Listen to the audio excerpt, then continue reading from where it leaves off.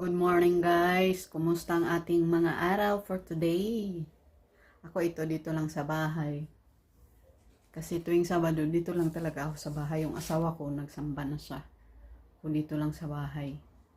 Gusto ko lang pag Sabado, nandito lang ako sa bahay, maghiga, kasi masakit tong likod ko ba.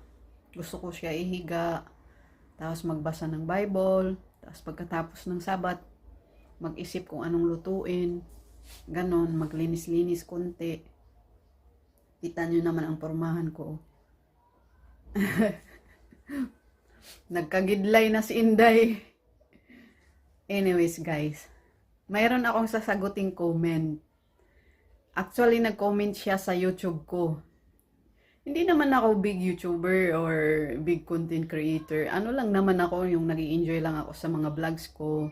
Okay na nga sa akin, happy na nga ako pag may nakita akong views na maka 200 ako, maka 100 ako, ganon. Kasi it means hindi rin zero. Meron ding nanood. Yung nag-comment dun sa YouTube ko, ang sinabi niya, wala na ba daw ibang content? Balik-balik lang daw yung vlogs. Kasi kung ano kasing in-upload ko sa Facebook ko, ganon din sa YouTube ko. Shout out pala kay It's Mod 893 ba yun? Ang pangalan niya, ang ano niya sa sa YouTube. Sabi niya sa akin na balik-balik lang daw yung content ko. Although nung nabasa ko siya, na-hurt ako na ay oo nga no, bakit ganun? Balik-balik lang yung ano ko. Balik-balik naman yung ano ko, yung vlogs ko. Kasi ganun lang naman ang routine ko araw-araw. Hintayin mo na makabili ako ng walis.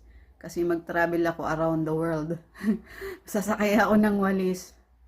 But anyways, it's only joking. Nagpasalamat ako sa comment niya. Although may na-hate ako ng konti. Kasi kahit balik-balik yung vlogs ko. Pero yun kasi ang routine ko. Totoo yan. Yun yung mga trabaho ko araw-araw. Kaya kahit balik-balik yan na naglilinis ako about sa mga amo ko. Kasi yan naman ang totoo talaga sa daily life ko. Kung ano naman, kung sasabihin naman niya na mag-create ako ng other things, maybe kung magpo-focus na talaga ako sa vlogging.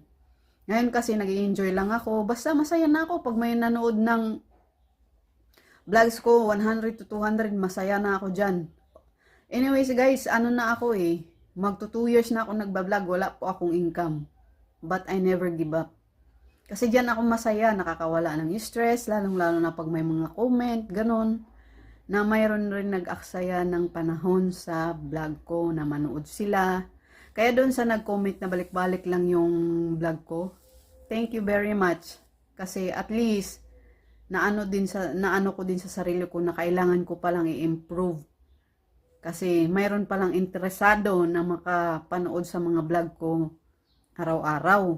Kaya don't worry, I'm not mad na nag-comment ka ng ganon. I'm not mad. Sinagot kita anyway sa YouTube. Nagpasalamat ako sa comment mo. Kasi at least yung ma-improve how to make vlogs para interesting din. Kasi about lang talaga sa trabaho ko, kasi yan lang naman talaga ang routine ko araw-araw, about sa trabaho. Wala naman ang iba. Yun lang talaga ang trabaho ko araw-araw. Yung maglilinis, mga ganon. Kaya yun lang ang vlogs ko din. Pero pag mag-focus na ako sa vlogging, siguro dyan na mag-i-improve talaga ng bonggang-bongga. Salamat sa iyo sa nag-comment. Thank you very much. Hindi po ako galit.